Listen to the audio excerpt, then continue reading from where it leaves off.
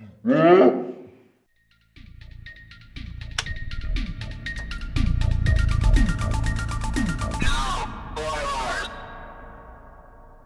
I'm Paul. And I'm Dan. And I've got no hands left to say this is his. And his. Top 5 tears shed in video games. Well, not in video games, more like at video games. At video games, yeah. Top 5 tears shed at video games. So, tearjerkers, anything that's made us really sad. We're both emotional people. Jerker, I hardly bloody know her. Oh, Obviously, some games are intended to evoke a sad emotion. Yes.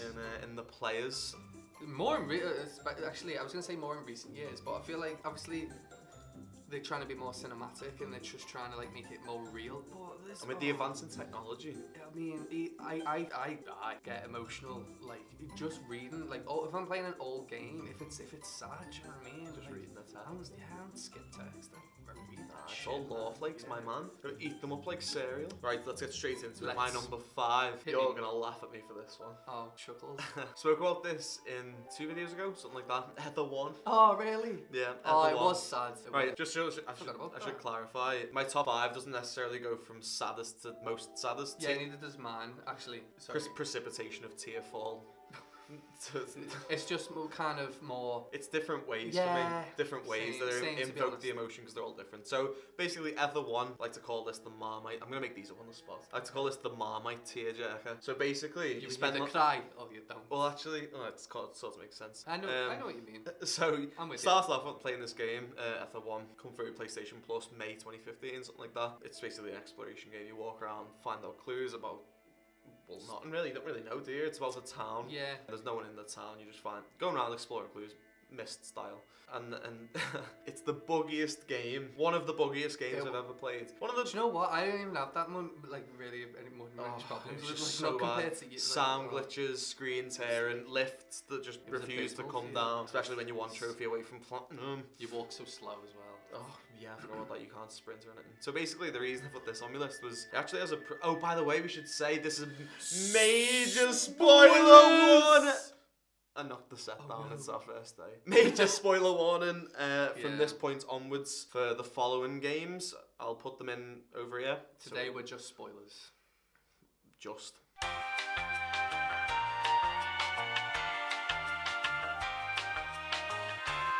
So yeah, Ether 1, back to Ether 1. Basically, it's a game about amnesia. Not amnesia. What's it called now? Dementia. Dementia. It's about dementia. Yeah. So basically, you play in this game, you think it's about discovering this town. It's actually not. You actually realise it's actually about someone completely losing their memory over time. You actually play in a town of... Is he in a machine? No. Does it turn out? Yeah, it is, because at the beginning you start off in sort of like a little hospital, portal sort of place, and you sit in a chair, and then it takes you down. It's actually all your memory. I think it's your dad, or is it your granddad? You're walking around his memories. You find out at the end. It is sad. And at the end, it actually shows you a real. Yeah, there is. At the end, it shows you a really emotional clip of someone completely losing the memory, and it's got real sound clips in it. Yeah, the voice acting's really good. You'd think it was based off a real situation. You so there's parts where really real. Where you go into like these. Is it like a psychiatrist's room? Yeah, something like. And they're talking about like it must be the fella's son, and he's older now, and he's talking about like putting him in a care home, and it's just like he can't remember who he is, and he's asking, he's saying like, Dad, do you remember me? And it's brutal. I did shed a little tear for such a small, unheard of game, but sad. It was super sad. Yeah. I'm maudlin now. What's your 5? What's my 5? That's a good question. What is my 5? Give me a minute. You got 5 on it as well. I don't know why I'm looking. Physical media. I don't know why I'm looking, because I know what it is. My number 5 is from Majora's Mask. And specifically, it is, again, spoilers, at the end of the game. So you've beat the final boss, and at this point you know that Skull Kid isn't the bad guy here. It's the mask that sort of possessed him. And, you reunite Tattle and Tail. And it's just when Skull Kid says, "Will you be my friend?" I was like, oh, been through a lot of shit. He has. It's so. You smell like the fairy boy who taught me that song. And it's I am the fairy boy who taught me that song. That's what they used to call me in school. Yeah, the fairy boy. Can I get a little tap? I just want a little tap. Yeah, I was just kind of. It really felt for him. Do you know what I mean? Like this guy, it's the complexity of it being he's the main villain of the game, but he's not. He's I can't. I'm struggling to find words to sort of feeling as well of just kind of. It's pure feeling sorry for someone. Like I've never wanted to give someone a hug more. I don't think. He's an ugly kid. He's had a hard life. You know, you can't blame the kid. You can't blame him. I bet that. You can't blame him. Yeah. I bet the Majora's Mask would be on plenty of our audience's lists too. It's just a a very melancholic game popular one. across the board, really, isn't it? But And I bet you that moment for me. And that and sorry, and at the end, and there's that little picture of it's like like when you get a stone, Etching. you etch out, and it's Link and Skull Kid, and it holding hands, and I was just, it's just brutal. Like it's happy, but like because it's a happy ending, but it's not still all tears shed are sad yeah. tears, tears of sorrow. Yeah, sorrowful tears. What's your number 4, Paul? My 4, and I bet this will be on everyone else's. I bet this will be on. I tell you what, this next one I'm sure applies to people who aren't even gamers because this game was played by That's true. a lot of people, Yeah. and I think you Critics. share my number. You actually share 2 on this list. With I me, do believe. actually. So we're saving time, we're saving value, and we're passing the savings on to you. My number 4 is actually The Last of Us. As is Actually, this mine. will be interesting because it might be a different part of The Last of Us. It might be. My part of Probably The is. Last of Us. Big spoiler warning for The Last of Us. Saying that, not really, but sort of. Yeah, big spoiler warning for The Last of Us. The opening. Me and mine The too. opening half an hour. Mine too. Oh mate, talk about voice acting. It's horrific. I like to call this one It's pure the horror. blind side tearjerker because this caught me so off guard. Same, Like totally. first hour of this, I remember getting it when it came out in June 2013. I had PS3. Took it home. It was my birthday. I was like, oh, new happy game for my day. birthday. Oh, shoot home, stick on The Last of Us. Shoot Oh, some little zombie zombies. game. Oh, what's going on here? There's stuff exploding and shit like that. And the thing that I always say this about like games and films that tries to twist, like have a little twist. I always try and like use my intuition to work out what's going on. So all the promo for The Last of Us that we'd seen, you know, for 3-4 years before it released was with Joel and Ellie. So when the game starts with Sarah, That's so funny. you're like the first thing I that thought was, oh god, like she's blonde. I thought she was okay, fair enough. Oh, it's his daughter. Oh fuck, okay. So you're playing through half an hour in, you know, stuff breaks out, the neighbour breaks in, he shoots the neighbour, they get in the truck, they drive into the city, etc. And then it gets to the point where they end up getting split up from Tommy, from, the uncle, and they make it across to the bridge, and you're like, okay, first chapter's over, little tutorial introducing you to the controls in the world, and they get stopped by it. You control her, like, was Yeah. what got me a bit as well. Yeah, It 'cause was you- like, you know, yeah.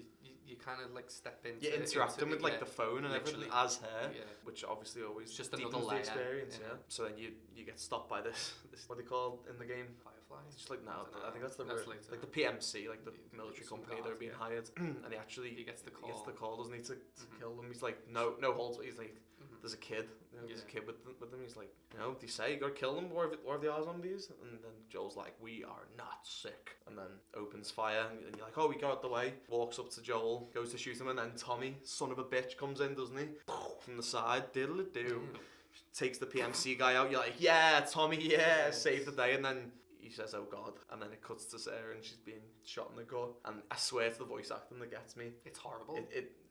It really It's feels really like horrible. it feels real. It's like the way she's like, Yeah. Oh, don't do it. oh, Like, it's don't hot. do It's it.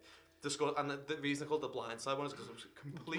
Completely No, I was like, unexpected. yeah, action game. You know, there's people getting like shot in the side of the head and stuff. Oh, it's funny because I've obviously had like a different sort of lead up, but at the same time, it's like almost the same because for a while, I was just playing like a lot of retro games because as poor students, it was coming up to my 21st birthday. So on my 21st birthday, I got a PS4, and that was the first game I got with it was Last of Us Remastered. Where you going? Put my cup down. Oh, okay. I got Last of Us Remastered.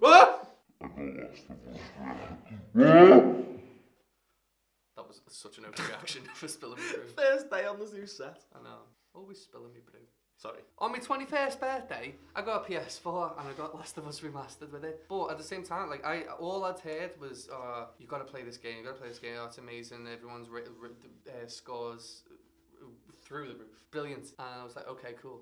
So I'm playing it and exactly the same. Just didn't expect it. And you experienced all it at I'd- higher resolution. Yeah, all I knew was like just pictures of Joel and Ellie basically as well. Yeah, and yeah, I remember as soon as I hit that, I was like, what the fuck am I playing? I was like, Jesus. I was like, Like, oh, this why is am the I doing first it? hour. And I remember it specifically, like a brand new PS4 with my birthday as well. Actually. Yeah, that's so funny. Like, plug in the PS4 or put it in the game. sit there and yeah. Was it the literally, first? It was what the first fuck? game you played on the PS4 Yeah, as well, wasn't it? yeah, Because it was you yeah. got rid of your console. Yeah. Sad, really. Very sad. I was about to say what's your number 4, but that was was our my number number 4. Wow, this is a first. Jumping straight to number 3. Number 3. And we're gonna need a little device for Dan here. We're gonna Oh, need the no. no spoilers, no spoils barred The Power Ranger playing spoiler. The anti-spoiler phones. So obviously you guys at home, you know what games are being spoiled because of the end of the thing. But They got a little top we like to preserve the. If you don't want to know, just pause and skip. Yeah. Pause and skip, but Dan can't do that. So Gives the anti-spoiler phones. shall I say what game it's for, or do you not? Yeah, want I want to see what game it is. Okay, so it's for Life is Strange. Okay, give me the headphones. So I'm gonna blast the Power Rangers Mega Mix into his ears now. I wonder if it can hear it. Can you hear me? No. Well, I know, I can't hear you, but I know that you said, can you hear me? Because I could read it on your lips. I'm gonna say a word. You're going to say a word? Yeah, Okay. and you tell me, turn around. Antelope. Okay. No. Okay. Right. So now that I've got you to myself, Life is Strange. Oh my god, where do I even begin with this game? If you haven't played I know exactly who this cover is as well. Okay, so Life is Strange is this sort of choose your own adventure, sort of telltale-y sort of game where you make decisions based on this girl who's in high school. Have you seen 13 Reasons Why, or have you actually seen Riley Rewind by a really great YouTuber called Anna Akana? It's very similar to that sort of high school angst. In that vein, this girl can travel back in time, so it's similar to the Telltale game in the sense that you make decisions and you interact with characters and you sort of get to drive the story in your own way, but there's a twist. You can actually rewind time and obviously make a different decision if you want a different decision, or you don't have to, you can keep the same decision if you want, depending on where it is, but it's all in relation to the butterfly effect. The sad part that got me was actually, and I call this tearjerker, the what could I have done tearjerker, because I literally couldn't have done anything other than, well actually no, because you can't rewind time at this point. So basically, it gets to about halfway through the game and it's following the story of this girl. I can't remember the name of it for the life of me. So basically it gets to about halfway through the game and you're following the events of this girl. You know, you can either try and help her or you try and help her, and it actually gets to a really deep moment where she's on the top of a building and you actually witness a jump, which is really tough. And I've just realised this isn't the bit that I want to talk about, so skip forward in time. Carries on going, that's super sad obviously because you can't really control it. So it gets to about the fourth act or something like that. Best mate, her dad's actually dead, and that's not the spoiler. She has a stepdad. Her stepdad, bullies her and shit like that. But you actually get the opportunity to go back in time, right the way back, and actually prevent her dad from dying, which obviously is a good idea, right? Because the butterfly effect isn't a thing. So you go back in time, you stop this girl's dad from dying in a car accident, but then when you go back forward in time and you go around to the house and you're like, oh, super happy because this girl's not gonna have such a troubled upbringing anymore, and you get there and she's actually like in a wheelchair and she's paraplegic, whichever one it is, but she can't move basically. And the start of the next episode, she actually asks you to pull the plug on her. She's actually in like a big room that's got loads of space for a wheelchair and stuff like that, and it really drives home because it's like I created this situation. What can I do to fix it? And you realise no matter how much you can rewind and change all these other little things in this grand scale of things, you really can't control stuff like that. So yeah, that was why Life is Strange was on my list as the what could I have done tearjerker. I'm gonna call Dan back now. Dan. How many can we get? Dan. This is amazing. Dan. Oh, Power Rangers. Got Mighty Morphin Power Rangers. What's your number 3? Do I need the no spoilers, no spoiler machine? How do you like the set, by the way? It's a bed sheet. Yeah, it's a kind of spoiler. Okay. Can you hear me? Cool. My number 3 is from Kingdom Hearts, Birth by Sleep. So after the secret ending, this is the secret ending. So obviously you play through as Terra, Ventus and Aqua. It's recommended to do it in that order. Following the final, the extra chapter, as you play as Aqua, you delve into the realm of darkness and then you fight the boss, and then there's the secret ending. So during the secret ending, I don't know what it is, it's just, obviously they play Hikari and it's the conversation between Aqua and Diz, because obviously at the end of Kingdom Hearts 2, Diz ends up in the realm of darkness, or Ansem the Wise. So it's that conversation between the two of them, and it's just the realization as soon as he says his name, and then it's blank, and then it cuts through all the characters of Kingdom Hearts, and they're all there, and they all just say Sora, and it's just the realization that we already kind of know, but it's set in stone. It's prophesized. if that's a word. It's just everything. It's just overwhelming in my opinion. I think just between the music and the tears shed and just them saying Sora, just saying his name, like they all know it's gonna be in. They all know he's gonna open the door. It's just too much for me. Like it's the hype almost as well. It's just indescribable. Just kind of like, yeah, I know I'm gonna do it because it's Sora's gonna do it. I'm gonna do it because I'm gonna play Sora as Sora. You know what I mean? Again, I'm just speechless almost because that whole scene is just washes all over me, and that's it. That's it. Can't say anymore. It's just so emotional. It's so big and epic. I'm just repeating myself now, really. So I'm probably gonna stop. Keep it short. Keep it sweet. Number 2, we have 2. Yeah. And this is another shared one by us, I believe. Yeah, it is. Final Fantasy 15. Big spoiler because it's probably the most recent game on our list. But I call this tearjerker the shit that properly applies to me. Yeah. Yeah. Shit, that's like. Okay, so real. you finished Final Fantasy 15 before I did. I did. I'm slow at games these days. And I remember you telling me, you were like, right, the ending's going to kill you, then the credits going to roll, then it's going to kill you again, and then the credits are going to roll further, and it's just going to destroy you. So I was like, I was expecting something. Ending, yeah, fair enough. Second ending, I was like, oh, yeah, they're getting married. That's sort of kind of happy, but sort of sad at the same time. And then very end kicked in. What happens then? So, after everything you've been through, so it's kind of meaningless to say it if you've not sort of experienced it for yourself, in which case you should really be watching this. Yeah, you should check just it out. do it for yourself. The relationship you build, like each character's got holds up on their own, I think, and it's the relationship between the 4 of you. That scene where big spoilers. So you know Noctis is gonna die basically. He has to sacrifice He himself has to to. seal. Yeah. What's his name? Arden. He has to sacrifice himself to seal him away.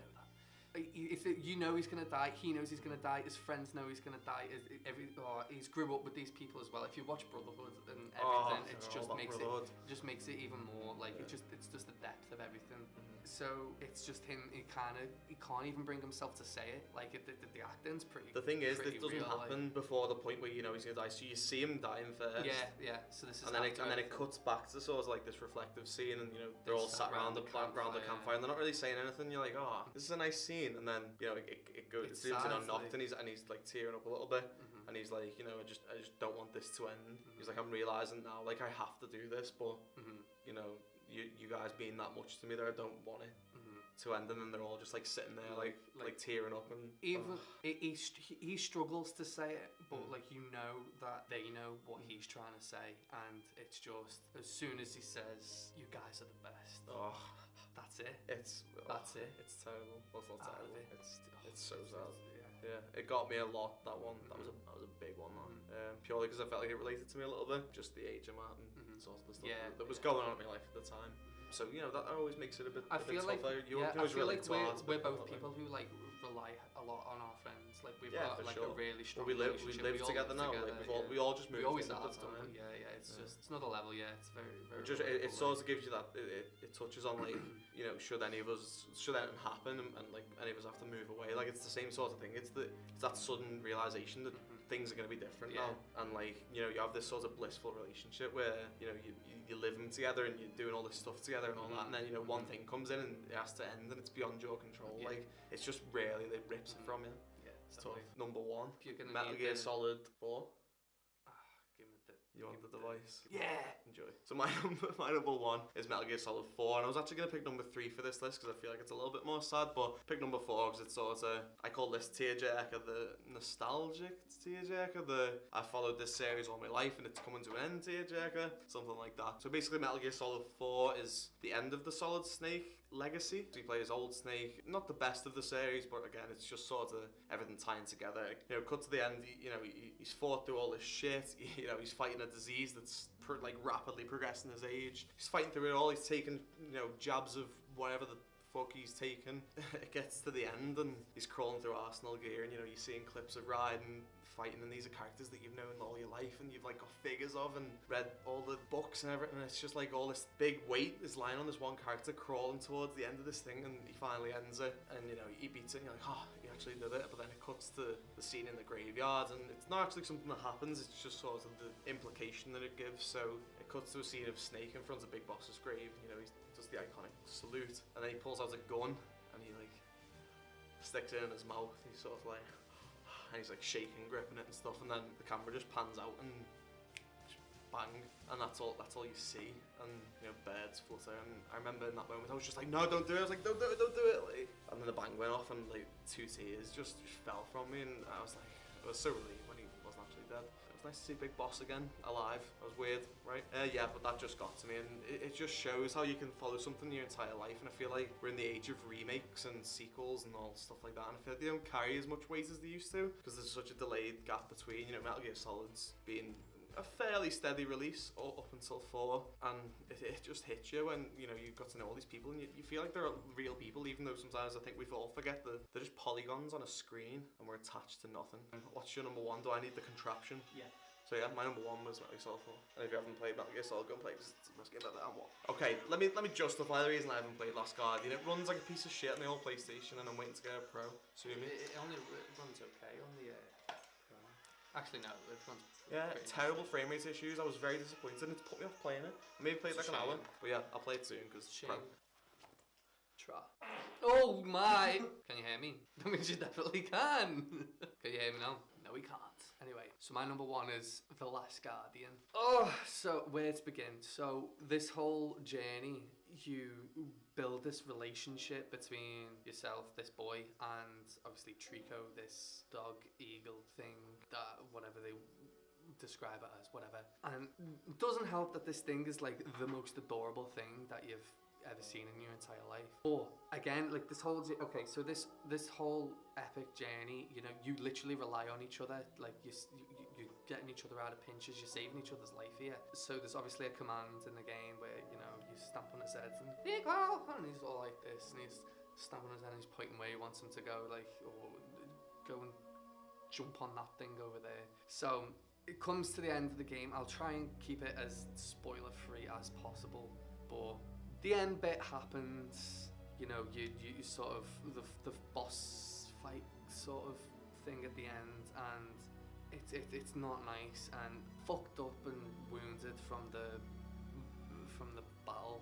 Trico flies, his wings come, and he flies the boy back to his village, which he was originally like stolen from. Not like it wasn't his fault though, because he's being controlled by these helmets. They were being controlled by these helmets. So he brings the boy back to the village, and the boy's fucked up as well. Like, and Trico, you know, he's wounded already, and they start like throwing spears at him, and like the village folk are like going at him, and all he's trying to do is he's his best mate. You know what I mean? He's just trying to protect the boy, and he's like you almost get the sense of like, fucking help him, like tell him to stop, like, but he can't really, like, especially in the condition he's in. So then you as the player have to tell him to go, and it's like, oh my god, I love this thing, do not die on me, and now I'm telling him to go, like, as if like I don't want to know yet, like, because it's like the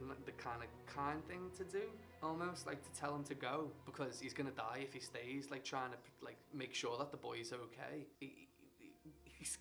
He'll die, they'll kill him. So like the last ounce of your strength, you tell him to go, and he fucks off, and you feel horrible for doing it, and he's weak, and you just presume that he's probably good. He's probably dead now, because he's that fucked up from the battle, and that he's probably dead, and that's it. Then you realise that that's it.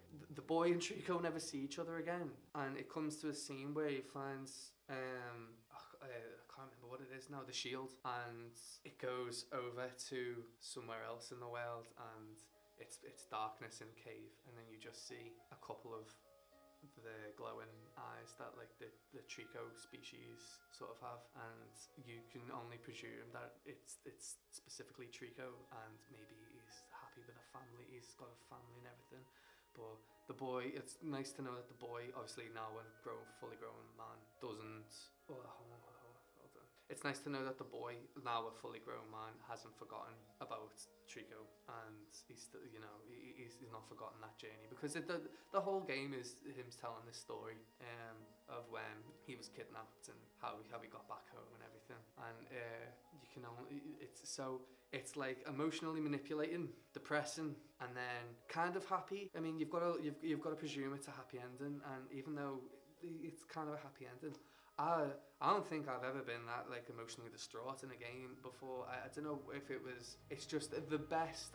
In my opinion, and obviously this is definitely my opinion, I feel it's the best storytelling I've ever experienced. Storytelling experience I've ever experienced.